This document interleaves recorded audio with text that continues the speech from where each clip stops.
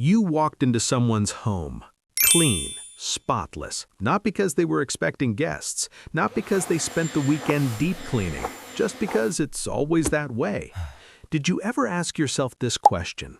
How do they do it? Are they more disciplined? Do they have more time? Do they actually enjoy cleaning? Let me tell you something, my friend. That person isn't just cleaner. They operate differently, neurologically, psychologically. By the end of this video, you'll understand one thing. The secret of a clean home isn't cleaning. Got your mops and cloths ready? All right, let's go. A clean home isn't just a clean home. It's the state of your mind, the relationship you have with your own identity, whether you're at peace with your own space. The space you live in is constantly sending signals to your nervous system. In environmental psychology, they call this cognitive load, the mental energy your brain is spending at any given moment. And research shows this, my friend. Physical clutter competes for your attention even when you're not aware of it. A pile of unwashed laundry, unread mail, dishes in the sink, clothes thrown over a chair. Your brain registers all of it as unfinished business, and unfinished business is mentally expensive. A Princeton University study found this, my friend. Physical clutter overloads your visual cortex. It reduces your capacity to process information.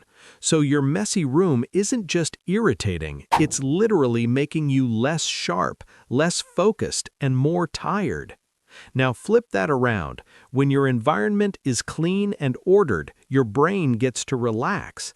That's why people who clean their home every day aren't just tidier. They think more clearly. They're calmer. They're more focused. Their environment works for them, not against them. But here's the thing, my friend. The people we're talking about aren't people who love scrubbing floors. I mean, who actually does? These are people who figured out that maintaining their environment is one of the most reliable ways to maintain a sense of control over their own life. Think about this for a second. You can't control the economy. You can't control traffic. You can't control what your boss says in a meeting. Most of life is unpredictable, and that unpredictability creates a quiet, constant anxiety in most people, a background hum that never fully goes away. But your home? That you can control. The state of your kitchen counter, whether your bathroom has been wiped down, whether your bed is made, those are entirely within your domain.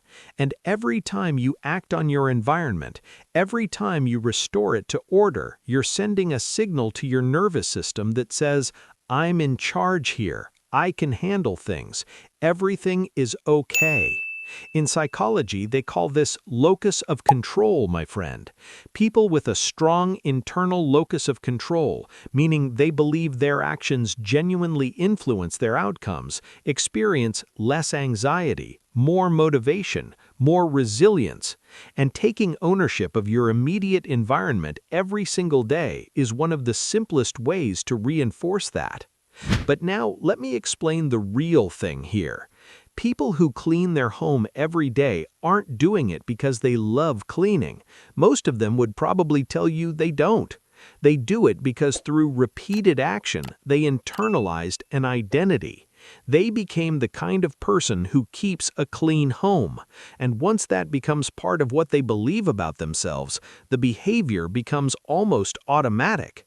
What happens if you see yourself as a messy person? You let things pile up and tell yourself, well, that's just how I've always been. But identity isn't fixed.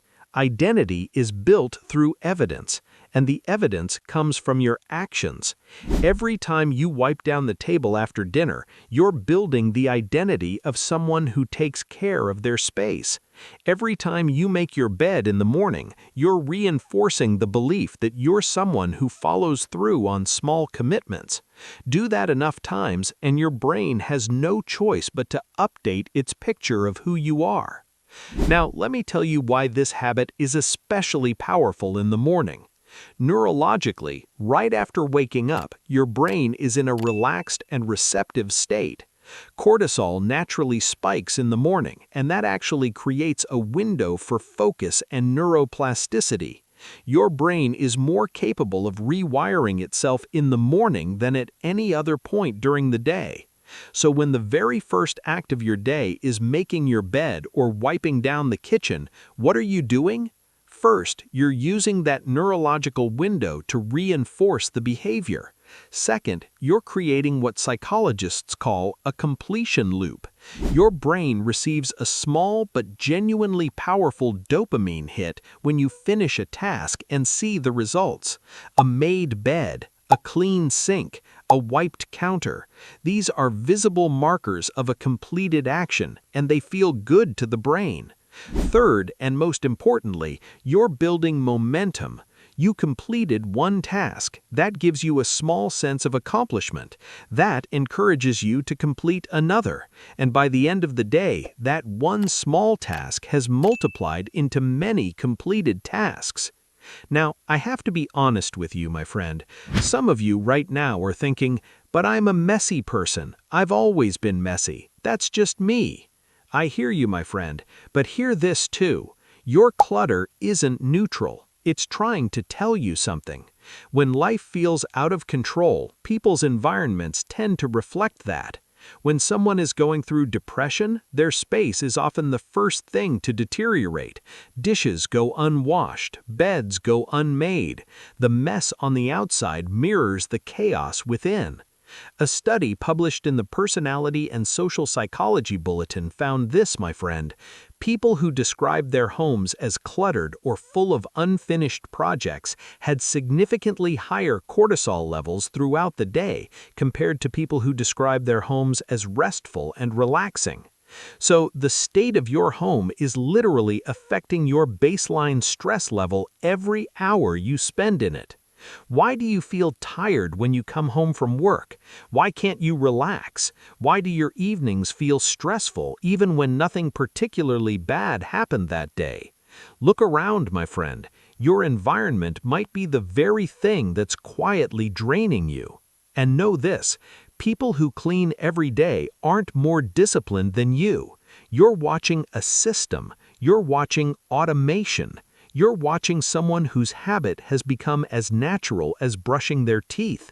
A study published in the European Journal of Social Psychology found this, my friend. It takes an average of 66 days for a new behavior to become automatic, to shift from something you consciously choose to do to something your brain simply does on its own. So the goal isn't to force yourself to clean every day for the rest of your life. The goal is to force yourself long enough that you stop forcing. Once you make that transition, the habit sustains itself. Let me give you the practical part, my friend. Shrink the start. The biggest reason people don't clean consistently is that they wait until a massive pile has built up. Then they look at how much work awaits and can't even begin. Never let it get to that point. Catch it small. Wipe the counter right after cooking. Wash the dishes right after eating. Put things back immediately after using them. When the mess never gets a chance to grow, the maintenance required is minimal. You're not cleaning, you're simply maintaining. Second, attach it to existing routines. You already make coffee every morning. Wipe the counter while the coffee brews. You already brush your teeth every night. Wipe down the bathroom sink right after. Third, make it enjoyable. Don't approach it like a punishment. Your brain naturally avoids anything that feels like punishment. Put on the music you love. Make yourself a drink. Turn it into a ritual you actually look forward to, rather than a chore you dread. And finally, my friend, let me leave you with this. Your home isn't just where you live, it's a reflection of what you believe you deserve.